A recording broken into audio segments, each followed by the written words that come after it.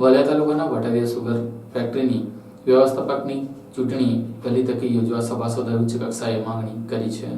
શ્રી ગણેશ ખાંડ ઉદ્યોગ સહકાર મંડળી લીની વ્યવસ્થાપક સમિતિની ચૂંટણી મુદ્દે ખેડૂતો મેદાનમાં આવ્યા છે। દક્ષિણ વિભાગના 18,000 જેટલા ખેડૂતોએ સભાસદોને શેરડી ભેલાણ કરીને લગભગ 10,000 જેટલા પરિવારોને આર્થિક આજીવિકા પૂરી પાડતી ગણેશ ખાંડ ઉદ્યોગ મંડળીની ચૂંટણીનો વિવાદ ફરી એકવાર વકર્યો છે। ભરૂચ જિલ્લાના વાલિયા તાલુકાના વટારિયાની શ્રી ગણેશ ખાંડ ઉદ્યોગ સહકાર મંડળી કાર્યરત છે અને છેલ્લા 35 વર્ષથી ચૂંટણી રાબેતા મુજબ યોજાઈ રહી છે। તાજેતરમાં જ ચૂંટણી તાણે કેટલાક લોકોને પેટમાં તેલ રડાયું હોય તેમ ચૂંટણીને લાંબી ઠાલવવા માટેના પ્રયાસો કરવામાં આવ્યા હોવાના ગંભીર આક્ષેપ થઈ રહ્યા છે, જેના પગલે ગણેશ ખાંડ ઉદ્યોગોના ખેડૂતો અને સભાસદો ચૂંટણી સમયસર યોજાય તેવી માંગ સાથે રસ્તા ઉપર ઉતરી આવી ઉચ્ચ કક્ષાએ આવેદનપત્ર સુપ્રત કરી ન્યાયની આશા સેવી રહ્યા છે। શ્રી ગણેશ ખાંડ ઉદ્યોગ સહકાર મંડળીના વ્યવસ્થાપક સમિતિ ચૂંટણી માટે સભાસદો મેદાનમાં ઉતર્યા છે। ગણેશ ખાંડ ઉદ્યોગની ચૂંટણી યોજાય અથવા તો મોકૂફ રાખવામાં આવે તેવા પ્રયાસો ચાલી રહ્યા છે, જેના પગલે દક્ષિણ વિભાગના શેરડી પિલાણ કરતા ખેડૂતોને ચૂંટણી નહીં યોજાય તો મોટું નુકસાન થાય તેવી દહેશત સાથે બેઠા છે। સુરતના 18,000 જેટલા ખેડૂતો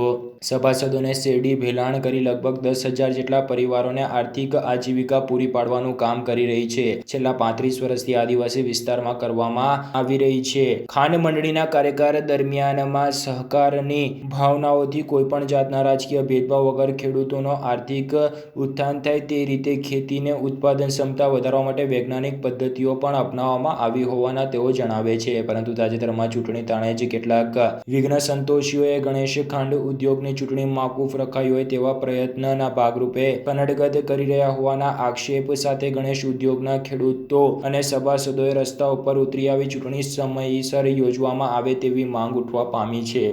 હિતરક્ષક સમિતિ ખેડૂત હિતરક્ષક સમિતિની મીટિંગ એપીએમસી વાલિયા ખાતે મળેલી, જેમાં ગણેશ સુગરના કાર્યક્ષેત્રના કામોના તમામ સભાસદો હાજર રહેલા અને એ લોકોની માંગણી મુજબ માન્ય રાજ્યપાલશ્રીને સંબોધીને લખેલ આવેદનપત્ર માન્ય મામલતદારશ્રી મારફતે પહોંચાડવાનું નક્કી થયું।